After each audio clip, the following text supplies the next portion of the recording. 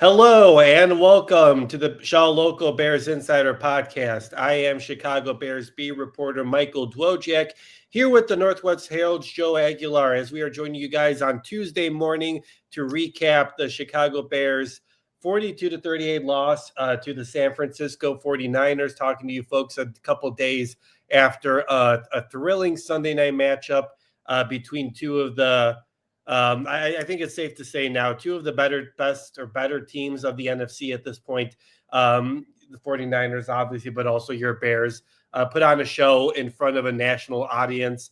I know, obviously, it didn't end the way the Bears wanted it to, Joe, but from what I'm sensing, just talking to the players and coaches, obviously they were very disappointed and they were mad, as you would expect to be. But from what I've been hearing from fans over the past day, whether it's online or other stuff, it seems like fans are like, this is probably as happy as you can be after a loss, it feels like to me. Yeah, I would agree. It's the question for a long time now is, will we ever see a real quarterback in this city, or for a long period of time anyway? Do we have the franchise guy? Do they play an exciting brand of football? It's been a long time, and we've seen it this year. And more importantly to me is we're seeing progress, because the wins and losses, we've talked about it all year. They're really ahead of schedule. No one had them. Most people had them finishing fourth in the NFC North again. So the wins early in the season, even mid-season, were kind of like bonus wins.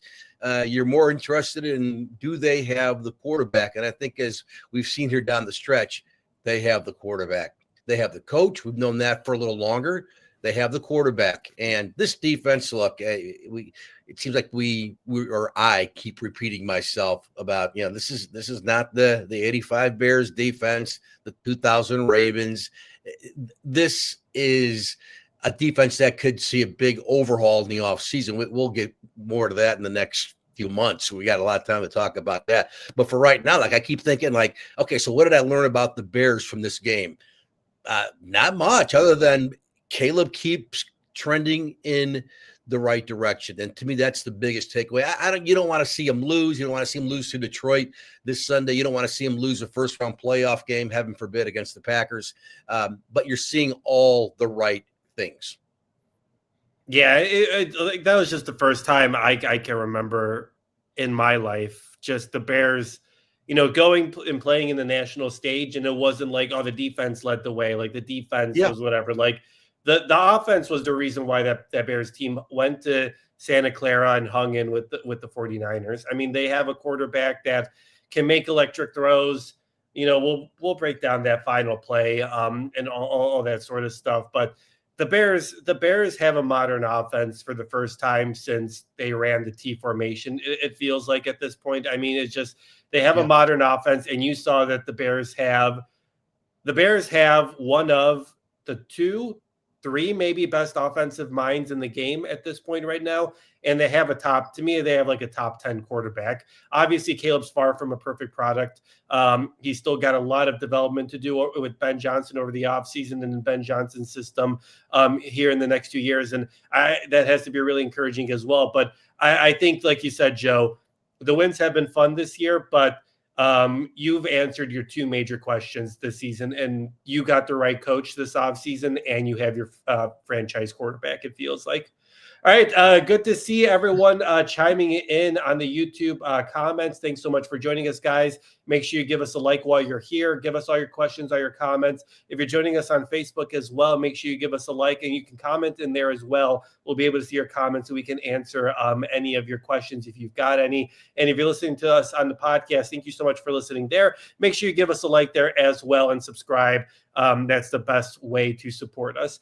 Before we get into the game, the Bears had a bunch of stuff sealed up before they even kicked off on Sunday night. Obviously, last week we talked about the Bears earning their first playoff berth since 2020 after the Packers lost last week. And then Saturday night, after the Packers lost to the Baltimore Ravens, the Bears won their first NFC North title since 2018. Joe, I feel like you like to say this one a lot. Ryan Poles said, we're taking the North and never giving it back. Well, he took the North this year. I think a little bit ahead of schedule. Obviously, a lot of things kind of went right for the Bears this season. Obviously, I know the Packers are a little bit injured right now, but credit to this Bears team. I mean, listen, they have found countless different ways to win in dramatic fashion. And, I know they lost yesterday. So it was kind of a weird feeling over the weekend, just talking to some of the players where it's like, well, you guys won the North, but obviously you just went through such an offensive shootout. But for this team to accomplish the North Championship and Ben Johnson's first system, it kind of hits on what we talked about earlier, that this feels much more to me sustainable than that North Championship in 2018. Like this feels like the start of something. Yeah, because I think back in 2018, you still didn't know about Mitch Trubisky, even though I think he was like the fifth alternate, or I mean, might be exaggerating a little bit there, to the Pro Bowl. But, you feel better with Caleb. You feel better with this coach, even though Matt Nagy, there was not a lot to like back in 2018. But this does feel different. And it feels different because I don't think this team is – well, I don't say anywhere near its peak potential, because again, next year, they could still be good next year, but they could be winning differently, especially, with the takeaways, because I don't know how sustainable that is going into next season and after that. But again, that's a conversation for another day. But certainly, again, and to me, this is why the NFC North and Sunday's an important game. Similar to why any game against the Packers is a big game, because you have to beat Detroit. And Detroit, I know, look, they've had a really disappointing year, especially after what we saw week 2. And we thought, oh my gosh, here come the Lions again. They're just going to, not maybe run the table. No one does that. But it's going to be another great season for them. And the Packers aren't going away either. It was nice to beat them 2 weeks ago. But Jordan Love could potentially be back for the playoff game if in fact the Bears play the Packers. So it's not like that team's going away. And we've pushed them aside and dumped the bucket of water on the Wicked Witch there. They're still around, and as long as they have their quarterback going forward, which they should, Jordan Love, next season, etc., maybe the playoffs, that's still a formidable opponent. But you have to. It starts with winning conference, right? Or in high school they call it conference. It starts with winning your division, and this was a great step. Certainly, no one saw it coming. It's funny, right? Because they're 2-3 in the division. It's hardly that they've been dominant in the division, right? Like they obviously lost those 2 opening games to the Vikings and the Lions, and they lost to Green Bay. They'll try to finish off the season 500 in the division. But yeah, I agree with you. This just feels much more sustainable with Caleb. Like Ben, I think everyone was really into Matt Nagy, but a lot of it felt like, he's doing trick plays, the Santa Sleigh or the Philly Special and that kind of stuff, where a lot of what you saw on Saturday outside of the hook and ladder was just Caleb making plays, right? Like that's what has you really encouraged. Like Saturday, like we're about to get into the looking back at the game, but Saturday, if you love offense and you love like offensive scheming, motion, and the modern offense, that was just like phenomenal to watch. The way that Ben Johnson and Kyle Shanahan just continue to pick on the defenses, and they were playing like chess matches, and they're like, all right, you're going to run this. I'm going to make you think that I'm running. I'm going to send this guy in motion, and we're just going to have an open Coastal Loveland, or we're going to have an open Luther Burden, right? Like it was phenomenal just to watch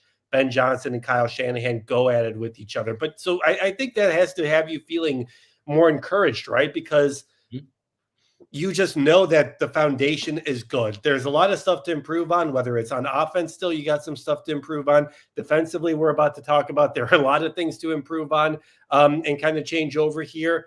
But the foundation feels good, right? Like what the foundation was over training camp, the whole shtick about the details and, Ben sending off the offense because they weren't getting it as quickly like that.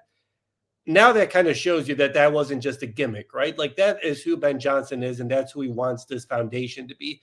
Is that sustainable for years to come? Obviously, we know that a lot of people's, whole mindsets are good. If you win, people will do whatever, right? Like as long as you're winning, you'll put up with whatever. But we'll see how long it goes moving forward. But for the time being, it feels like all the foundational pieces at this point make this feel like, I don't think the Bears are going to win the NFC North every single year or they're going to win the Super Bowl every year. But I think this feels like the start of of an era, right? Where you're like, all right, for the next however long you can have Caleb healthy, whether it's 8 to 10 years, assuming you extend them, and Ben Johnson, you have a solid decade here of consistent, always being in the mix that I think feels much more sustainable than it did in 2018. Yeah, I mean, look, you have to get the quarterback right.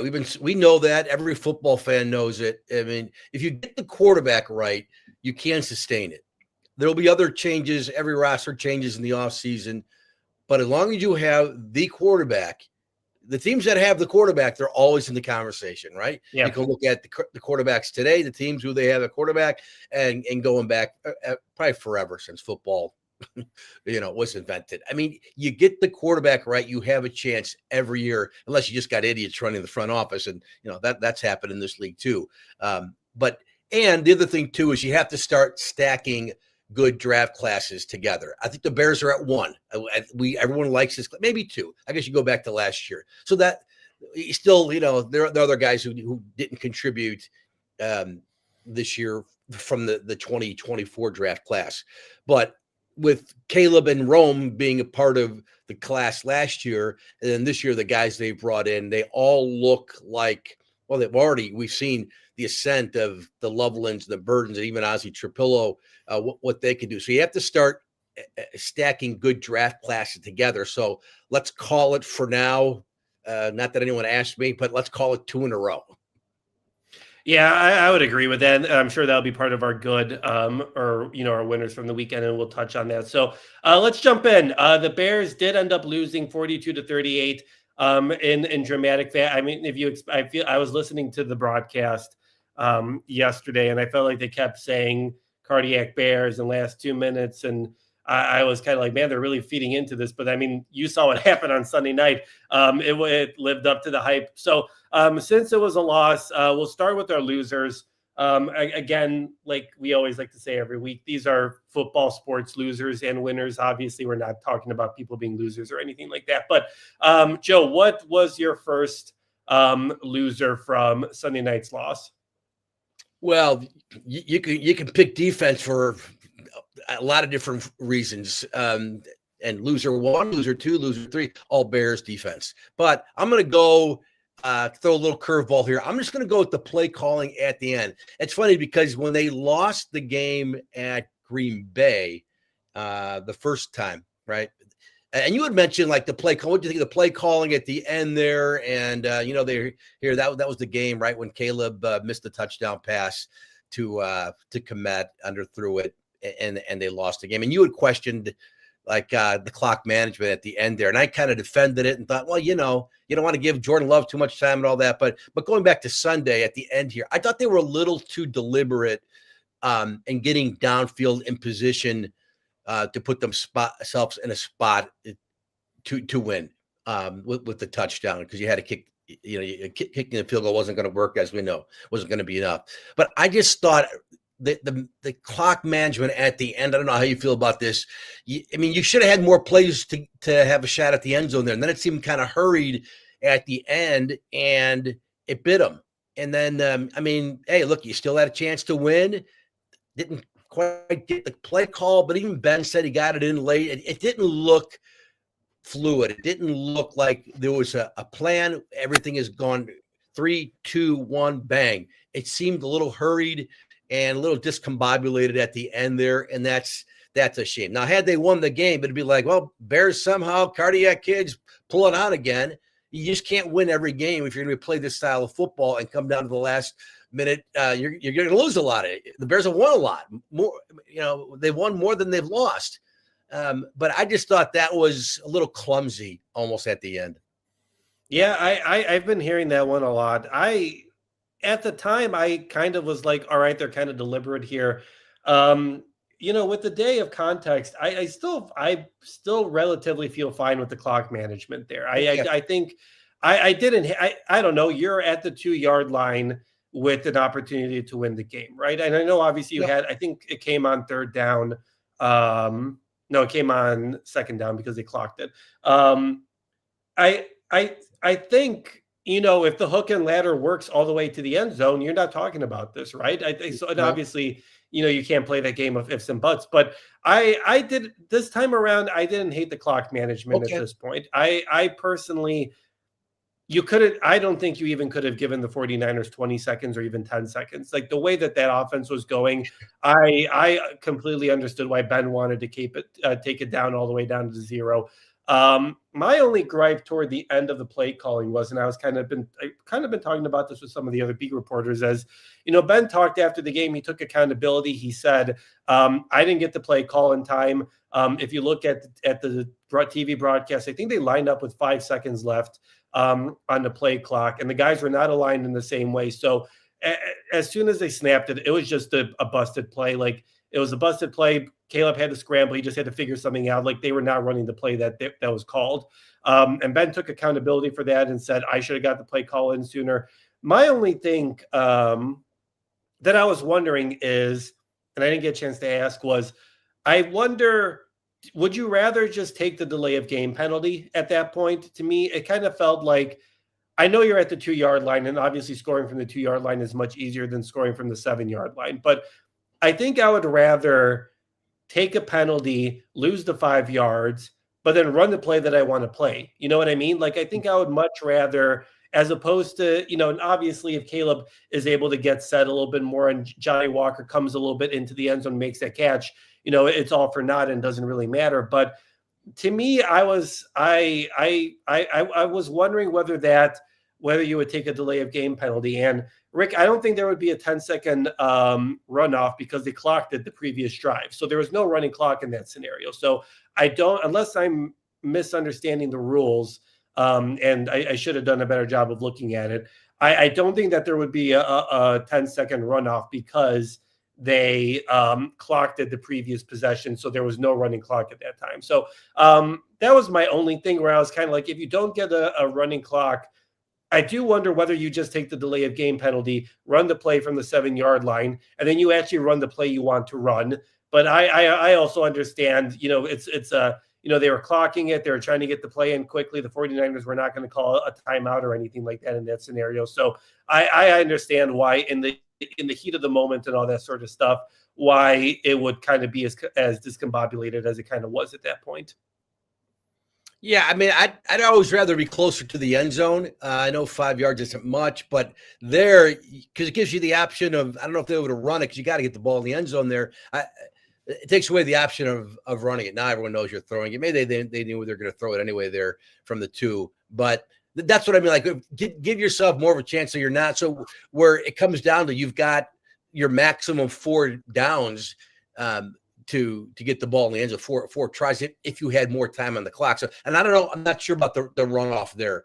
But that's it. I mean, we can break that down, nitpick it a lot, but again, even had they executed it successfully, I don't know if my feelings on the Bears or my takeaway from this game is any different, honestly. It's always nice to win. That would have been a huge win for them as far as, keeping alive their chance for the number 1 seed and everything. But to me, it's just, I still look at this team as more big picture, more big picture. And you're just not going to win. You're just not going to execute every play, last second play. And they've won more than their share of games this year, as we've said.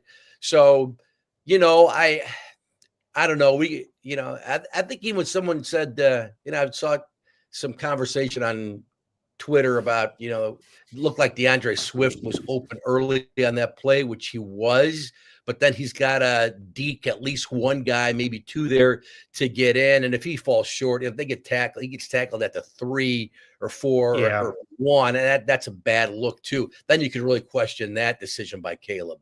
Ben said on Monday that wasn't a viable option at that situation. Good. That just isn't that you can't expect. Like I was looking at it too. He was pretty much covered the entire time. And like, even if he does come in, I think 2 or 3 guys will come and support the guy that was already on him, and he doesn't get that. He doesn't get into the end zone. I don't think that would have been a bad look.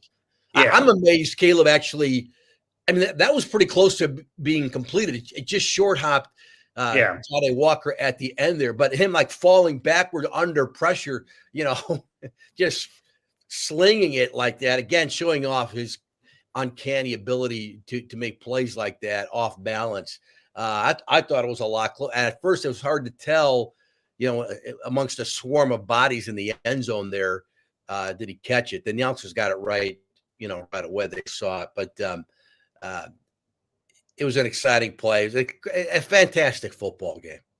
Yeah, it was a busted play right from the beginning. I mean, there was an Yeah. unblocked rusher right from the start. It was just from the getting the play call late and all that kind of. It was just a busted play. It stunk that it obviously happened on the last play of the game where you need to get it. But again, like you mentioned, the big picture.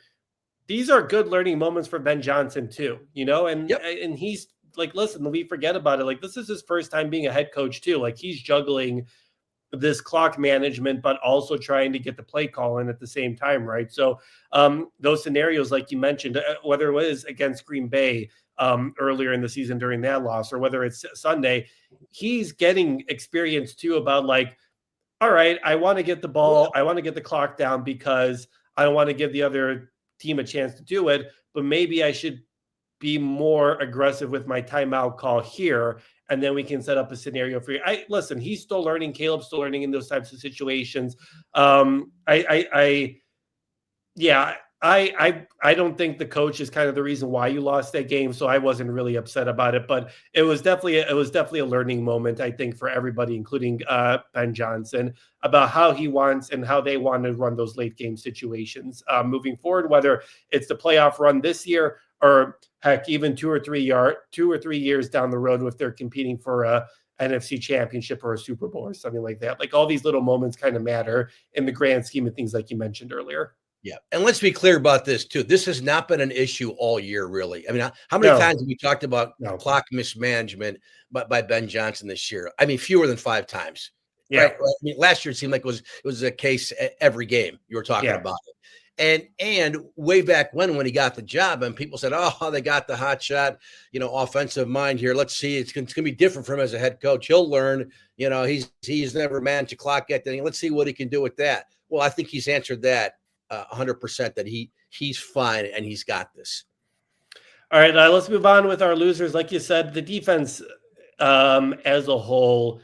Obviously, it wasn't good. They gave up 6 touchdowns on 10 possessions. One of those possessions was an end of half situation where the Bears kind of forced the 49ers to run a drive because they were calling timeouts. So I would say 6 out of 9 at this point. But like you said, let's kind of get more specific here. And it's one that we've said the whole year. I feel like a broken record at this point. The lack of a pass rush is just – that's what's going to keep this team from winning a playoff game, or even going far into playoffs. I understand that Kyle Shanahan, like there are some moments where, Brock Purdy kind of picked on, whether it was Nahshon Wright, who, by the way, was dealing with an illness, so probably not playing at 100%, or other guys like Jaquan Brisker.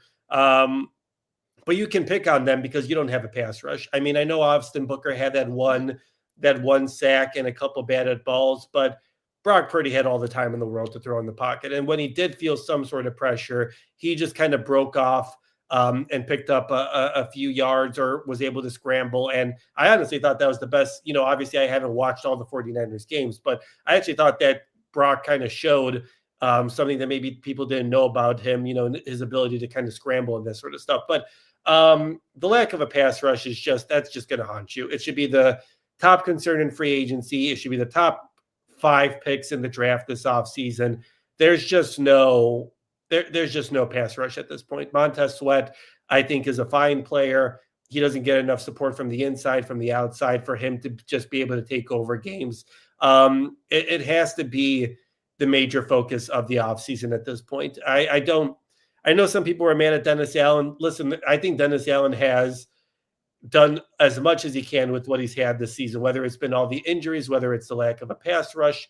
I don't really put the blame on Dennis Allen for what's been going on with this defense. I just think that it was a question for us heading into the season. It was a question for us the whole offseason. Did they do enough? The answer was very clearly no at the beginning of the season, and it's going to be the reason why the Bears potentially don't go on a deep playoff run this season. Yeah, I mean, they're not getting anything from the tackles, the interior tackles. The funny thing is, Austin Booker here the last 2 weeks It's shown. He continues to show, like, he tease you a little bit, like he's making plays. Not that he's been perfect by any means, but he's actually, I think, stepped up his game a little bit here. And Montez, boy, I don't know if we ever will do a segment on letter grades for the season. Maybe we'll do something in print again. But boy, Montez, Michael, what do you feel? If you had to give him a grade, if the season ended today, we have one game left. He's still sitting he's at 9.5 sacks, or right? I think he's at 9.5, which is the second most in his career. Yeah, I mean, I would probably give him a B minus. He's just been inconsistent. Slow start, a B or a B minus feels right. Pardon? Yeah, a B or a B minus feels right. Yeah, like if he could just continue to be a beast, or as much as he can be a beast. He's never going to be Myles Garrett or Max Crosby. No one expects that, but it'd be different. But maybe it's just because of the lack of help, and I really think it's more than just the other end. It's the inside rush. There's just Javon Dexter. That's another conversation. Another bad penalty late in the game, hands to the face. I don't know. And again, that's why, like, when we look, you called it last week. You were the first one to say, I think, if they're going to win this game, it's going to be via shootout. They have to win a shootout. It was certainly a shootout, maybe more than we even expected. But because we know, I mean, we knew Brock Purdy and Christian McCaffrey were just going to have their way. Their receivers, we all their injuries and stuff, and no Kittle on Sunday night. That's not like a daunting group of weapons they have, other than McCaffrey, who's special in himself. But Purdy, my goodness, he looked like Johnny Unitas. I mean, that was a little too much. But going against that defense, not that their defense is they're not the 85 Bears either, the San Francisco defense this year. But this Bears defense, this is who they are. And like you said, this is why they won't make a deep run in the playoffs. You can't. It's defenses. But hey, you know what? They got another turnover somehow, and it happened right away. So, yeah, Rick asking, I don't want to spend too much time on this. This will be more of an off-season conversation. But is there any way you guys think Poles can fix the defensive line in one off-season like he did with the offensive line this year? I think Poles has shown you that you can do it in today's modern NFL. You can defer money, you can make trades and that sort of stuff. A lot of Bears fans are talking about Max Crosby, obviously, after their situation that happened over the past weekend. Do you trade for Max Crosby? Do you sign, Trey Hendrickson now that he'll be a free agent if the Bengals don't franchise him? Do you trade a pick? And, obviously you're going to be picking in the late 20s at this point now in the first round. Do you trade up and try to get one of those top defensive edge rushers in order to do it? I think it's possible. We'll obviously break that down a little bit more as the offseason kind of happens. But I think Poles showed you with what he was able to do with the interior of the offensive line. I think you can do it. There'll be opportunities to, guys are going to get disgruntled. There are going to be teams that, owners are like, I want to do this or whatever. Like, the NFL is a very unpredictable thing. You don't know what's going to happen in the offseason. So you don't know who's going to be disgruntled, who's going to be upset and all that sort of stuff. But I do think it's possible to fix it. Now, whether it's 100%, I don't know. Like, I do think that the Bears kind of benefited from, they had Darnell Wright at right tackle. They just needed to coach him up more. Not that he was having a bad first two seasons, but he was just a talent that they had on the team that they just needed to coach up. And then they've done a good job with Ozzie Trapillo here at left tackle. So, but you still had to get 3 new interior guys. So I think it's possible. We'll obviously talk more about that moving forward, but it is obviously going to be a big concern here moving forward. All right, Joe, who is your second loser from Sunday night's loss? Boy. It's tough because there were so many elements to this defense. I probably did. Where were the TJ Edwards had the pick 6 first play of the game from scrimmage, but where were the linebackers? Tremaine Edmonds, I don't know if he's still hurt. We figured there might be a little rust. By the way, speaking of how they can fix this defense, he might be a cut salary cut, going forward in the offseason. But again, that's for another day. Just the whole linebacking crew. Maybe guys were sick there too. I didn't know that about Nashawn Wright. I'm glad you mentioned that he was sick. I know there were a handful of guys they got something, and that wasn't good. DJ Moore barely played, or was really not seen too much. Had one catch. It felt like he was a decoy. He was just yeah. That bug that's going through their roster right now, I would definitely not want to be playing with it. So obviously kudos to him and Wright, and obviously Darnell Wright for all playing through what it doesn't sound good.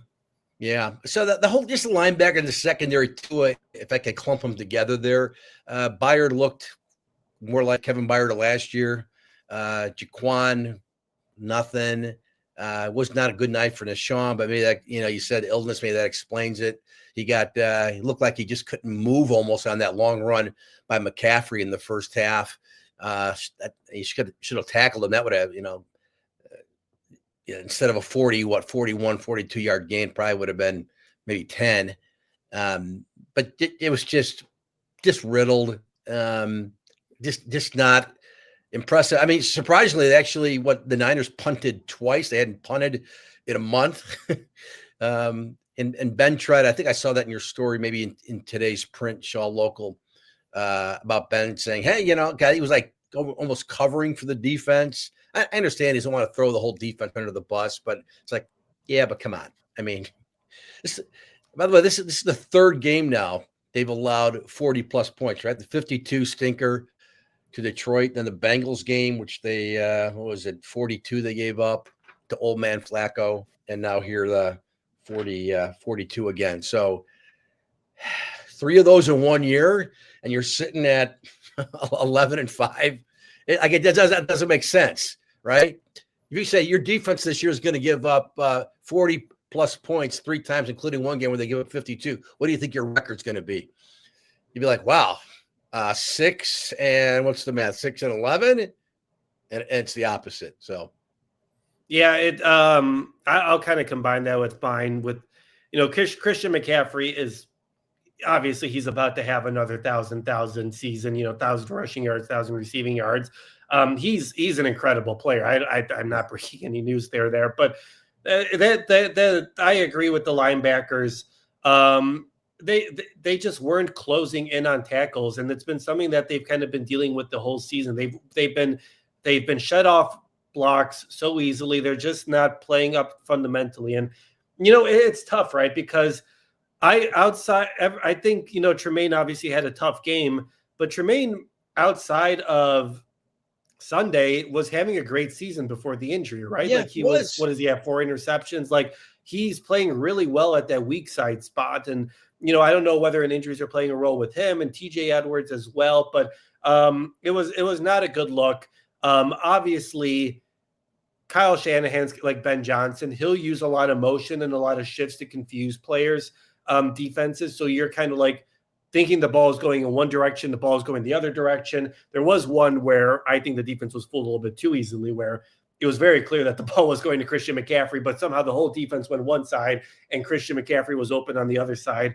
No one was spying him or even trying to keep up with him. So I felt that play wasn't great. But I agree. I just think, Ben said it, the fundamentals weren't there. I did kind of, I know obviously he's defending his group, but I was kind of understanding that mindset of the defense they had to play a lot in the first half, like whether it was because of the pick six. I mean, the offense, for how great they played, they started the game with 2 3 and outs, and you can't do that, right? Like you can't start the game with 2. And that's something that I talked about last week or on Friday, where I was like, you can't start slow against this offense. And that's kind of what happened. The defense was able to force a punt off after one of those 3 and outs, but the disparity in time of possession in the first half was, what was it, like 10 or 15 minutes? Like it was insane. So it was one of those scenarios where it's like, yeah, like the defense can't, like they were getting gashed on a lot of plays, but I mean, I would also be gassed and tired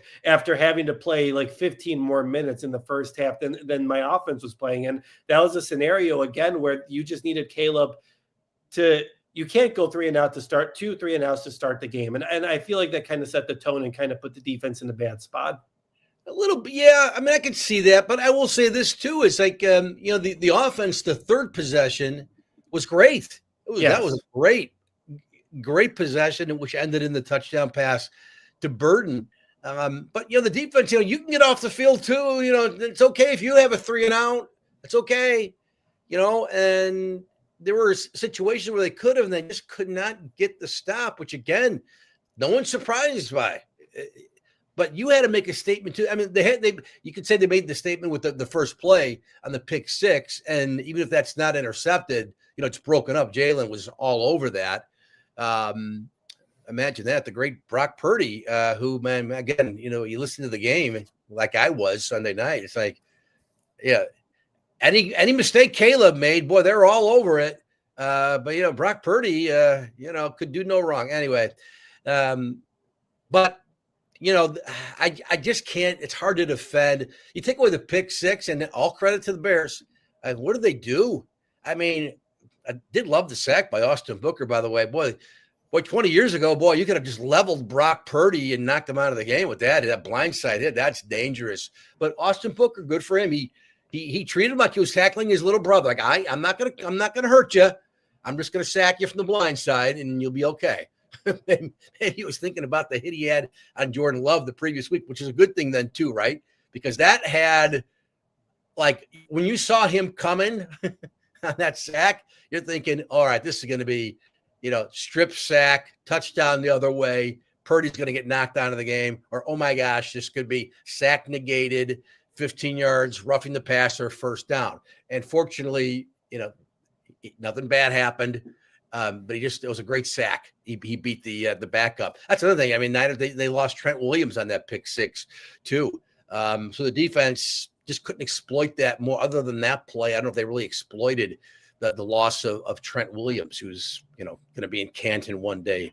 So yeah. All right, Joe. What is your final loser from Sunday's loss? I really don't. I really can't pick on anyone offensively, right? It's too bad that Loveland and Burton had the drops on the last drive, because those guys had terrific games. We'll talk about them a little more here. But I don't know, maybe just, maybe the Bears in general, because I don't like having to play the Packers again if that scenario falls out.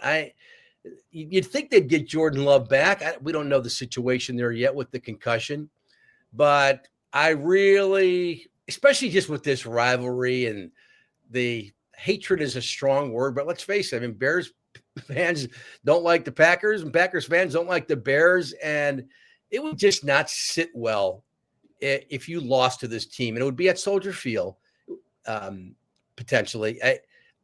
I don't. That's going to leave a really sour taste in the mouth of the Bears, it will, and the fans. So that idea of you might have to play the Packers in the first round, in their first playoff game, that doesn't sit well with me. What about you? Yeah, we'll get into. We'll talk a little bit more about the playoff situation, but yeah, I agree. Obviously, it just felt like a missed opportunity. You had an opportunity, obviously, to, if you win, you're still alive in the number 1 playoff conversation, or the number 1 seed. But now you kind of put yourself in a spot where you're in the number 2 spot or the number 3 spot. You have to beat the Lions, or the Eagles have to lose to the Commanders to get that number 2 spot. And we'll talk about what that scenarios kind of look like. But yeah, it did kind of just feel like a missed opportunity, even though you did kind of keep up.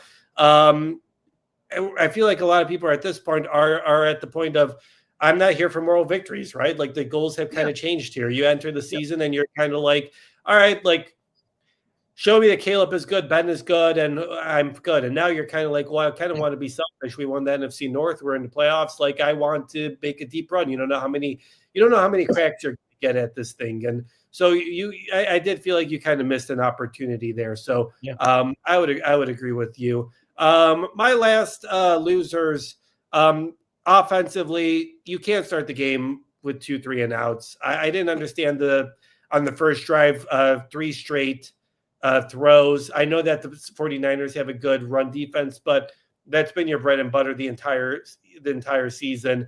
Kind of set the tone there, even if you're going to go away from it, because you're going to have to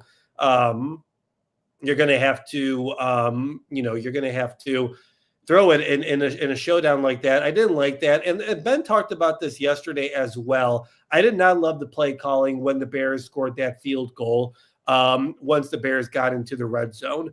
For some reason, and Ben acknowledged this yesterday, and he took accountability, and he said that he needs to do a better job in the scenarios. But once the Bears got to, once the Bears got to the San Francisco 21, Ben called a short pass to Monangai, a short pass to Loveland, a short pass to Monangai, and then an incomplete pass on third down. You get to the 21, you got to run the ball. First of all, you're trying to get rid of the clock in that scenario, but I know it's been an offensive shootout. Your quarterback's been doing a great job, but run the ball. You're at the 21-yard line. Like, kill some clock. You got to score a touch. Like, I feel like Chris Collinsworth kept saying it, and Tirico kept saying it. Like, you got to score a touchdown here. And I agreed. Everyone in that building knew that a field goal was not going to be enough in that game. Yeah. So I did not love the play calling in that scenario. I think, honestly, if there's any drive to critique him on, that was the drive to do it. And he even talked about it yesterday, where he was like, he flat out said, like, I need to do a better job. Like, for him not to call a run play once they got to the 21-yard line, that just was not good. Yeah, that's a good call there, Michael, on that. Yeah, and again, like, this is like 2 weeks in a row now where they really have not committed to the run as much. Maybe it's because, again, you're trying, you're in the left lane here, and you guys are going 80. This game is going 80 miles per hour in the left lane, and we got to keep up. We got to keep up. But you look at the overall numbers with Swift and Monangai, again, not a lot of carries, 17 combined carries. But Swift, 54 yards, 6.0 average. Monangai, 38 yards, 4.8 average. That's kind of on par for what they've been doing all season. And there were plays there with the run. They were stuffed for either negative yards or 1 or 2 yards. That's okay, because that's the way it works. It's not always, if you're averaging 6 yards a carry, you're not getting 6 every time. It comes in chunks. So go with what you've been doing all year, why you're here, why you're sitting at 11 wins post-Christmas. It's because you've been able to run the football for – it's really since early in the season. So, yeah, good call there. 3 short passes, and if not, then take a shot through down the end zone, quick little dinks, but run the football a little more there. All right, we'll go to our goods. We'll hit on them a little bit quickly here. Joe, I'll let you start. I figure I know who you're going to start with for your winners from Sunday night. I think I used my last Caleb card, didn't I? Yes. But yes, right. Best game of the year for him, and maybe the best game of his career. Yeah, he had a lot of, I think he had 3 or 4 300-yard games last year, but a lot of that was like playing catch up when the game was over. I thought he was great. 25, 42, 330, his first 300-yard passing game. Would have gotten it that Dallas game, but they didn't need him to. Remember, that was the 295, and they laid off the gas a little bit in that Dallas game. But 330, the 2 touchdown passes, beautiful throws. And I know the one was hit the free play, quote unquote, when the Niners jumped offside, and then he threw just a bullet to Loveland down the field. But that throw to Burden, I mean, you watched the highlight of that, just a flick. It's not even a wind up, just a flick from 40, 45 yards. Beautiful throw. And that's what we want to see more of, right? The more on target throws downfield. And he did it. And again, it doesn't hurt that it's on the national stage too, because again, the critics, there's so many haters with him. But I thought, boy, that was fun to watch. Even in a loss, that was a great performance by him. And once again, all you ask for, right, is you have a shot at the end. And we talked about the last play of the game, but okay, it didn't work. But I don't think that took away from what he did and his performance Sunday night. Yeah, I agree. That felt like Caleb's, coming out party, I guess, in front of a national audience, right? Like, I know he's obviously done it. I know The Bears obviously did it against the Packers a couple weeks ago in front of a national audience on Saturday night. The Bears have been, spotlighted throughout the year, but Sunday night really felt like Caleb he kind of showed that he can put the team on his back in those scenarios, right? Like the passes that he was making in key situations. Yes, he was flat-footed on that Burden throw. I don't know how he just kind of flicked that throw off. The situational awareness, which is kind of showing the growth. Like he understands the game and what to do in situations too, right? Like that felt like an Aaron Rodgers play where you got free play instead of like dirting it or like throwing it away. He kept the play alive, waited it out. Colston Loveland open in the end zone touchdown. The other pass that he made to Colston Loveland in the fourth quarter in stride, beautiful throws. The couple fourth down plays, whether he made it to Jade Walker or Luther Burden or Colston Loveland, Caleb just.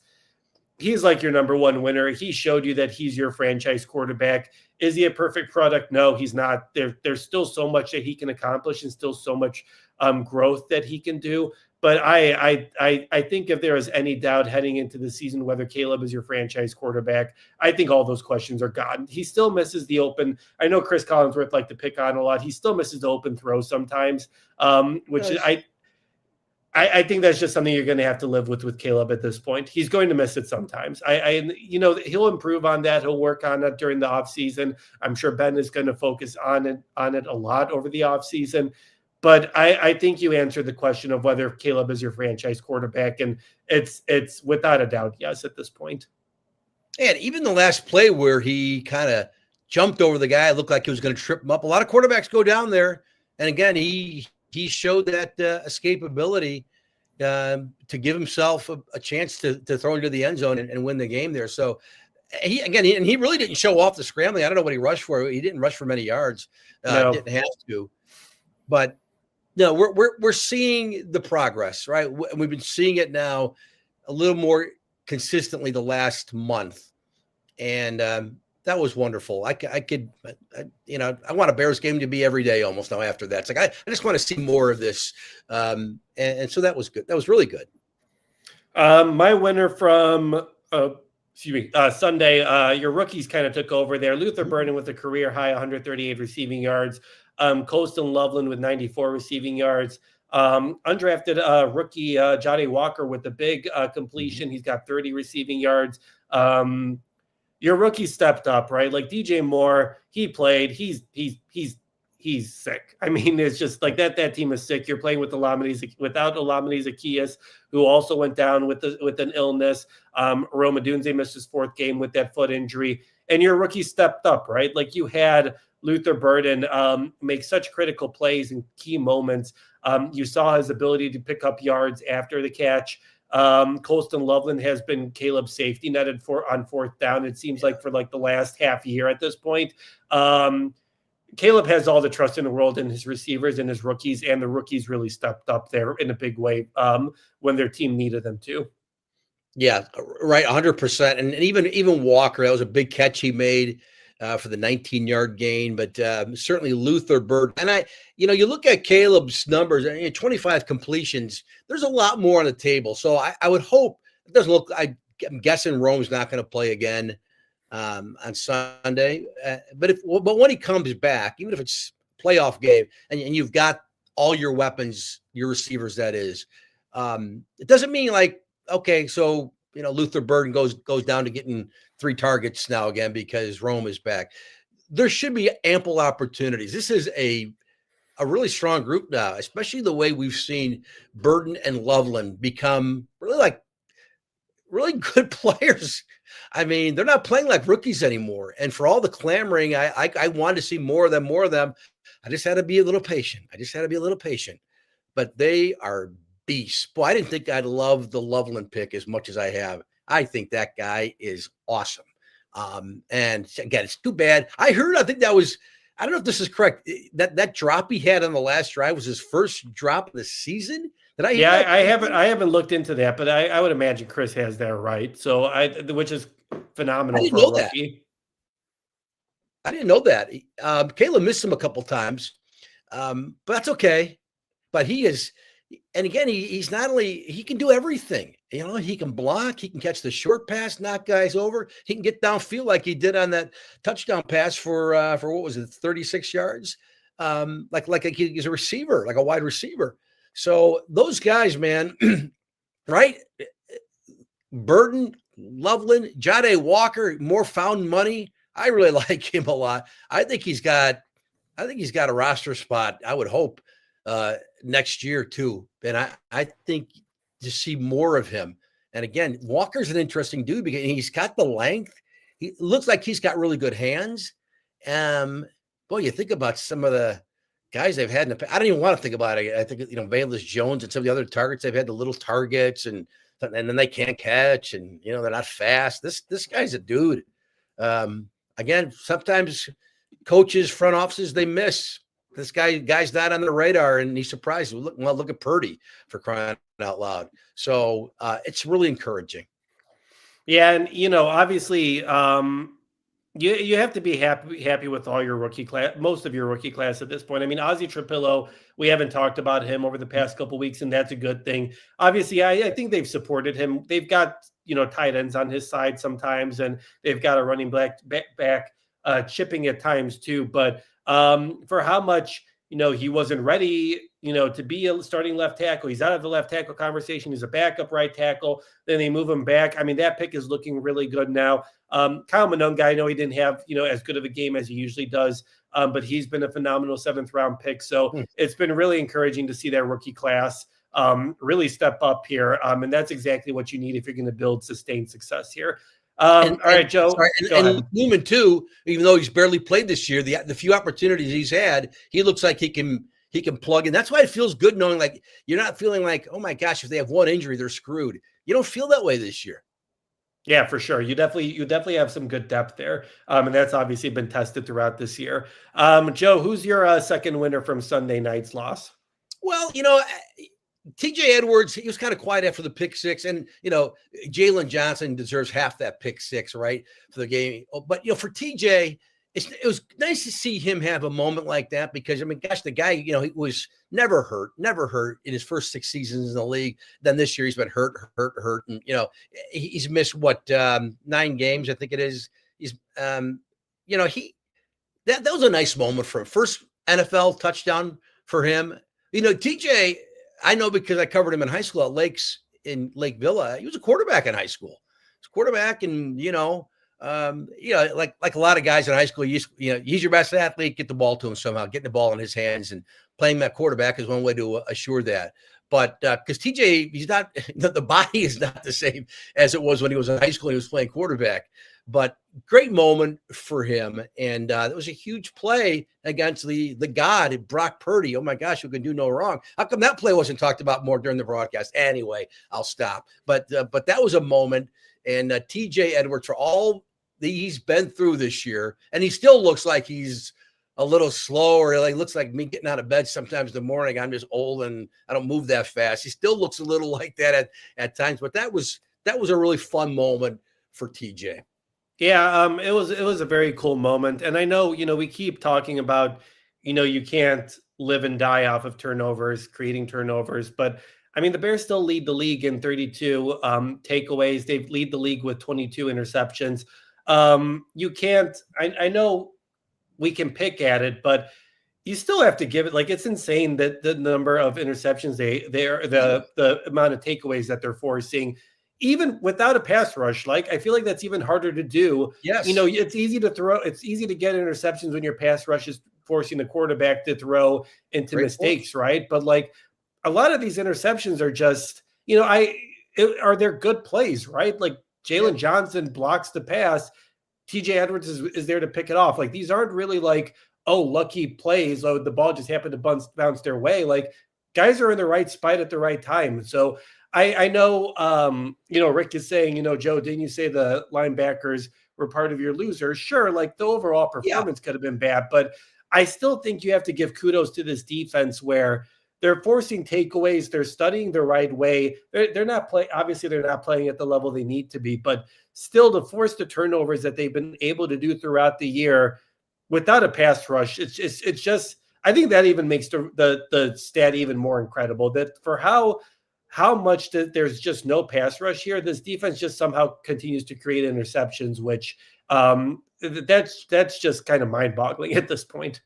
Yeah, and Rick, it was just that play. That play. It wasn't like DJ was an all-pro. You look like an all-pro all 4 quarters. It was just specifically that play, a moment, and it did matter. It did matter. I mean, imagine that play doesn't happen. It's just an incompletion. They probably go down and score because that's what they did all night, the Niners. So it was just that moment, and those matter. And again, like I think I clearly stated, for that kid, for what he's gone through this year, when this kid never misses a game. I think at the beginning of the season, I said he was going to be the Bears defensive MVP because he shows up he's super reliable. Well, that hasn't been the case this year. But for him to get that moment, albeit it was a loss, it was cool. All right, we'll wrap up here with some of our quick winners. My last winner or two, Ben Johnson is good. I feel like that's kind of an understatement, but one of my key storylines heading into the game, I know they don't directly go against each other because offenses don't go against each other, but I thought Ben Johnson proved that he's one of the 2 or 3 best play callers in the NFL right now. I think Sean McVay is still phenomenal. Kyle Shanahan, as you saw on Sunday, is phenomenal. But I think Ben Johnson proved to you that he's worth the hype, right? Like he can. The way the play calling, I thought, was just so good. Like the 49ers are expecting a run on the play because you've done it the whole game. All right, I'm a step ahead of you. I'm going to throw this pass to Colston Loveland where the safety's dropping in, thinking it's going to be run. It's not, and it creates a wide open pass. I just thought that the play calling was phenomenal. And, we hit on it earlier, so I won't talk about it too much longer. But Ben Johnson is a great play caller, and I think he's been a phenomenal hire. Well, 100%. And the other thing, too, is I always look at teams like when I'm trying to figure out if a guy is a good coach or not. And, the X's and O's are certainly, bottom line. You have to know that. It's not my expertise. But I do see when guys are better than they were the year before, when guys are overachieving. And if it's just one guy or 2 guys, but when it's a lot of guys who are performing better than what maybe, outperforming their draft round, where they went in the round, that's good. When guys are not busts. And in 1 year, not even 1 year, he's shown a lot here. I mean, the whole culture, and you can make fun of the good, better, best thing, and maybe it's getting old. That's just gimmicky. It's fun. I enjoy watching those videos. But look at the big picture. Look at how many guys you can now say he's had a good year. That guy's had a good year. That's a lot. Both sides of the football. Even Cairo, for crying out loud, for as much as grief as I've given him all year, has had a really good year. I think Torrey Taylor's gotten better. He had a couple of nice punts there. Yeah, all those things matter. Your special team. So, and it takes a while. And to have him do this in, less than a year, it's really exciting.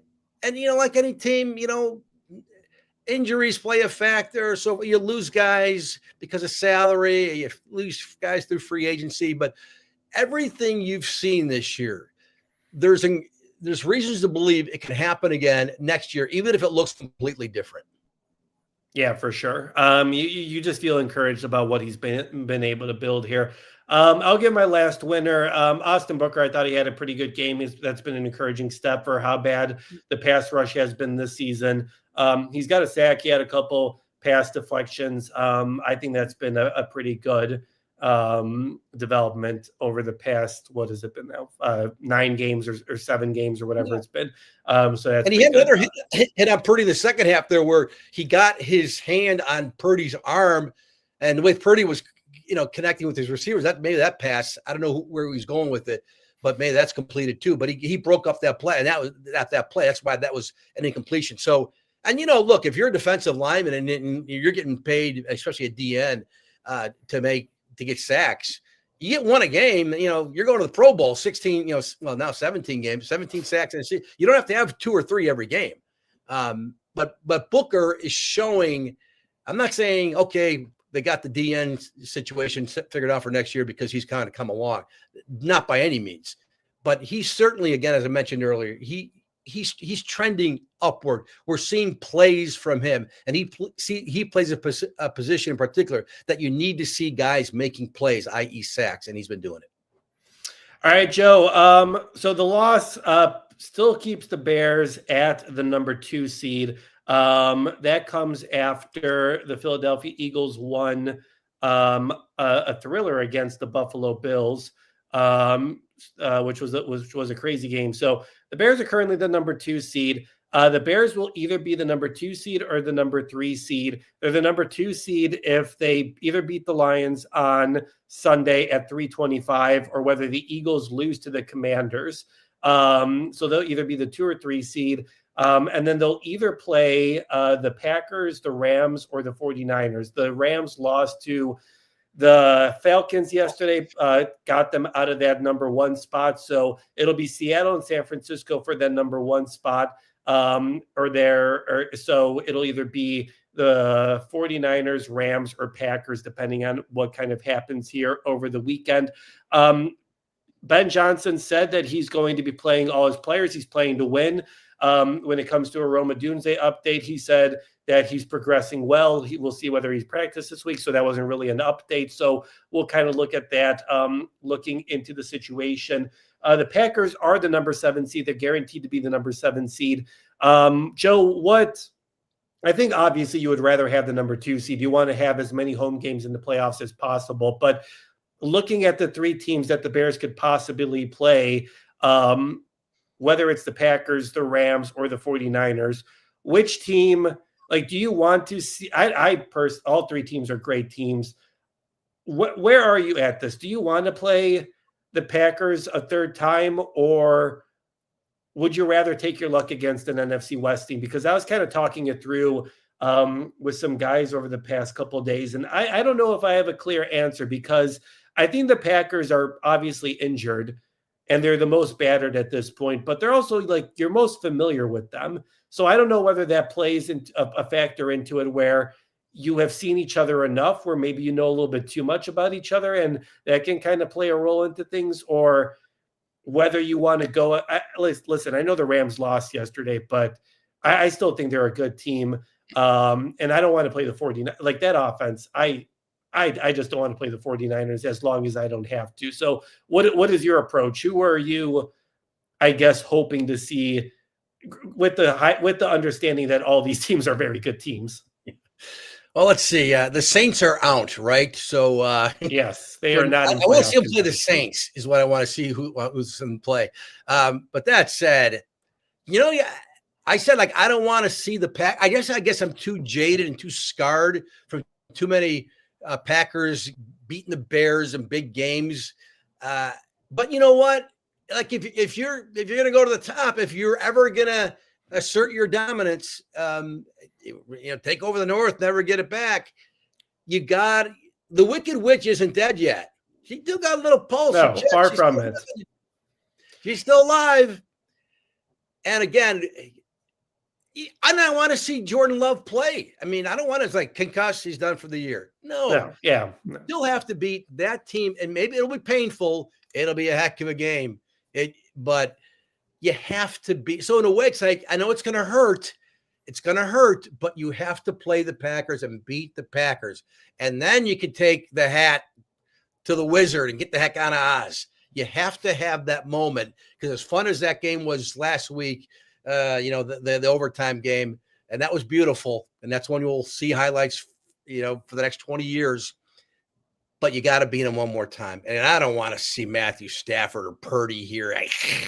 That NFC West is so freaking loaded this year. I don't want to see any of those teams. But the Packers, this is it, right? You buckle up, get ready. You got to beat them. Because if you win that game, I don't care what happens the next round. I mean, you want them to keep winning. But that would be so monumental. Not that Jordan Love is going away next year, win or lose, or if they don't play him at all. No. They're still going to be around. But yeah. I just think for what it would mean to this team to get them to eliminate them. Wow. Yeah, and listen, I know that the Bears won in dramatic fashion against the Packers, but the Bears haven't led in either game that they played against the Packers. Like the only time they led was at the end of the game in overtime against the Packers in that second game. So let's not like I understand we want to play the Packers, but let's not pretend like the Bears were beating up the Packers and this is going to be like some easy matchup or any. And I'm not saying that you're saying that. I'm just saying like this has not been easy by any means. But I think you just feel the most confident going against the Packers because of all the injuries they've got, right? Like that defense, I think a third time around, with all the injuries that they're dealing with, Micah Parsons is obviously out, but they've got, I saw someone else got injured over against Baltimore, right? Like the Baltimore Ravens were able to run, Derrick Henry looked like his old MVP self against the Packers on Saturday night. So I think it's, you're choosing between a rock and a hard place at this point when you're trying to choose playoff destinations or something like that. I think you just go with the number 2 seed because you get as many home games as possible with the number 2 seed. So that kind of leads you just to playing the Packers. Maybe you're really familiar with them. Maybe you're able to do something against them that you weren't able to do it the first couple games. So I think I would go with the Packers as well, just mostly because that just guarantees you as many home games as possible moving forward. Because, listen, sure, Matthew Stafford maybe looked a little bit old the other day. I don't want to go against that. I think that Rams defense is much better than the Packers defense. I know the Bears scored a lot on that 49ers defense as well. But overall, just looking at the whole grand picture, I think you would rather start off with the Packers, let the NFC West kind of eat itself up, because I think the way it would work out is that the NFC West team would beat whoever wins the South. I don't think they win that game. So they advance to the second round. And then you just have the other NFC West team maybe beat the Eagles, or we will see how that would kind of look like. But I think the best path for the Bears heading into the playoffs or moving through it would be to get the number 2 seed and find a way to beat the Packers again. That's it. And if you're going to play the Packers or whoever, playing at home, I think matters. Yeah. There's a huge difference, especially in the playoffs. Like it just matters. Yeah. And the weather will be, we're actually in a little bit of a warm spell now, right? In Chicago, although we got snow outside. But it just played to the Bears' advantage. If there's any way to slow down a defense, it would be with bad weather, cold weather a little bit. And the Bears knowing, they can run the ball, whether it's 70 or whether it's 25 degrees, they can run the football. And that would be the case at Soldier Field. So that's really a plus. But to me, you still got to beat these dang Lions. 52-21, 52-21. They better not forget it, because they better ram it down this team's throat Sunday. We'll talk about that later in the week. Yeah, we'll preview that game on Friday, but I don't think the Bears have forgotten that. I was listening to Ben Johnson's ESPN interview with Jeff Joniak. They do this thing like the coaches show every Monday. And you could tell with Ben's answers to Jeff about those, like he has not forgotten what happened in week 2. I don't think the players have forgotten what happened in week 2. I think they go full go. I don't have a problem with that, Joe, because you're playing for your best scenarios, right? Like this is not a meaningless game. Like I know that there's always a risk of injury. Maybe if Rome isn't at 100%, do you sit them just to make sure? Sure, I think maybe you can make that argument. But for players who aren't dealing with injuries, you just got to let them go, because you got to get that number 2 seed. I'm fine with his approach of letting everyone play, because I think Saturday or Sunday will be a very meaningful game. And you know what? And I'm sure the players don't care. I'm sure Caleb Williams doesn't care. But after that performance Sunday night, 330 yards, he needs 270 to reach the magical 4,000 yards. Never happened, as most Bears fans know. I don't know. I would think, let's say he's at, again, I'm getting ahead of myself, but maybe he's at, he's at 250 end of the third quarter. They're up 3 touchdowns. I think they're aware of it. They're aware of it, that he needs, what's the math, 30 yards, whatever, to get it. Anyway, that's just one more other thing to keep an eye on. Not that's even in the top 10 priorities for this game come Sunday. Sure. But I just think, especially after coming off a loss, you don't want to go into the playoffs 2 losses in a row, and now people are like, yeah, see, they can't even beat the banged up Lions. They're still phonies this year. You don't want any of that. Yeah, I think for how much this team talks about not caring about the outside narrative, I don't know if they necessarily care, but they hear it. And I think they understand what's going on. I don't think like Ben Johnson's going to be like he's going to like dictate his entire what's going to happen because he needs to kill the Lions or anything like that. But yeah. I think in the back of his mind, he's like 52 to, I forget what the score was, but it was ugly. I think in the back of his mind, he's like, I remember that. I remember them dancing, on the grave and acting like, Ben Johnson like killed someone or something. Like it felt personal to them. Like they were very happy about that win. And I don't think the Bears forgot about that. And I don't think Ben Johnson forgot about that. So it should be a lot of fun. We'll obviously break it all down on Friday morning. The Bears play, like I said, at 3:25 on Sunday, so that'll be an afternoon game. But that's everything that we've got for this episode, this Tuesday morning. Thank you to everyone who joined us on the live stream. Appreciate everyone's comments and questions. Make sure you give us a like while you're here. Appreciate the support there. Appreciate the support on Facebook. See a lot of likes there as well. So thank you so much. And if you're joining us on the podcast, thank you as always for joining us there. Make sure you give us a like and subscribe while you're there so you get the latest episode whenever they're out. And if you want to be part of our live conversation, we usually talk on Friday mornings and Monday mornings. Sometimes the Monday mornings change because of travel schedules or whatever. But we'll try to talk usually on Friday morning and on Monday morning. So make sure you guys join us there. Like I said, we'll have the latest from Hallis Hall throughout the week. We'll talk to you folks on Friday morning. I hope everyone has a fun and safe New Year's celebration. I hope everyone has a good time over the next week, whether you're off and trying to enjoy some time here with family and friends or just trying to enjoy some time off. Make sure everyone kind of recharges here for the new year. So thanks so much for joining us this Tuesday morning. We'll talk to you folks on Friday, and I hope everyone has a good rest of their week and has a good end to their 2025.